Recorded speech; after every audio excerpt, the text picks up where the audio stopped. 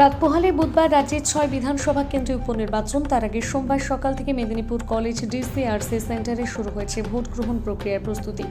সকাল থেকে দেখা গেল চূড়ান্ত ব্যস্ততা। ভোট কর্মীরা নিজেদের দায়িত্ব বুঝে নিচ্ছেন। ইভিএম মেশিন সহ প্রয়োজনীয় সরঞ্জাম নিয়ে নিজেদের ভোট গ্রহণ কেন্দ্রের দিকে রওনা দিচ্ছেন। বুধবার ভাগ্য নির্ধারণ হতে চলেছে মেদিনীপুর বিধানসভা উপনির্বাচনের 4 প্রার্থী। মেদিনীপুর বিধানসভা ভোট গ্রহণ কেন্দ্র 304টি, মোট ভোট কর্মীর সংখ্যা 1500, 19 কোম্পানি কেন্দ্রীয় বাহিনী, মোট ভোটার 2,91,000। আগামীকাল নির্বাচনের পরে কে হতে চলেছে মেদিনীপুরের বিধানসভার নতুন বিধায়ক, সময়ের অপেক্ষা। এবারে তো ইলেকশন দেখছি এখনো পর্যন্ত সবকিছু সুষ্ঠুভাবে চলছে। মোটামুটি এখানে ডিস্ট্রিবিউশন সেন্টারে সমস্ত ব্যবস্থা ঠিকঠাক আছে, ভালো আছে এখনো পর্যন্ত। প্রস্তুতি বলতে আমাদের 4 বার ট্রেনিং করানো হয়েছে যাতে আমরা ইলেকশনটা আরো ভালোভাবে নিতে পারি। তারপরে আজকে সকাল থেকে আমরা পৌঁছে সমস্ত ম্যাটেরিয়ালস সংগ্রহ করলাম। তারপরে আমাদের যে মোবাইল রেজিস্ট্রেশন সেটাও ঠিকঠাক হয়েছে এখনো পর্যন্ত। তো বাদবাকি সমস্ত কিছু মোটামুটি ঠিক আছে। গতবারে যেটা দেখা গিয়েছিল যে বিভিন্ন স্কুল তো বন্ধ ছিল, তো স্কুলের মধ্যে সাপের একটা ভয় ছিল। এবারে কি সেরকম কোনো আশঙ্কা করছে? এখন গ্রামীণ এরিয়ায় আমার ভোট পড়েছে, তো যার ফলে গ্রামীণ এরিয়ায় সাপের উপদ্রব থাকবে, কিন্তু আমাদের সঙ্গে কার্বলিক অ্যাসিড দেওয়া হয়েছে।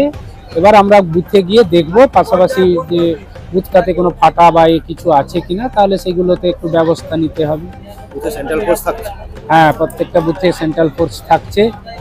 কোনো ভয় বা কিছু না, আমরা এবারের ভোটে কোনো ভয় অনুভব করছি না অন্তত। কোথায় সেন্টার করেছে?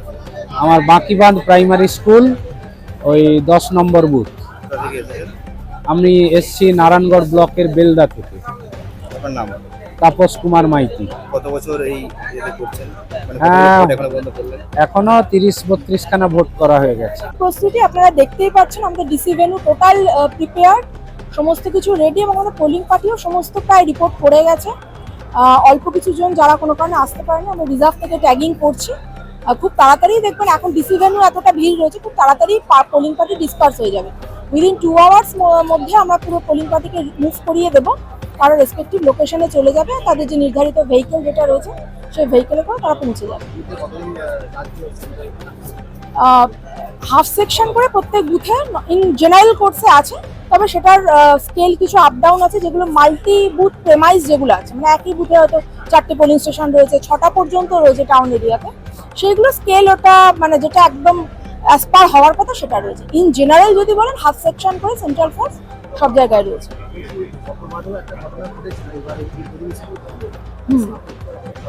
দীর্ঘদিন স্কুল বন্ধ, তার মধ্যেই আমরা পুরো এই যে মানে ভ্যাকেশন পিরিয়ডের মধ্যেও আমরা আমাদের যে মেশিনারি আছে, অর্থাৎ সেক্টর অফিসার রয়েছে, বিভিন্ন রকম টিমস রয়েছে, তাদের দিয়ে আমরা ক্লিনিংয়ের অপারেশনটা করিয়েছি।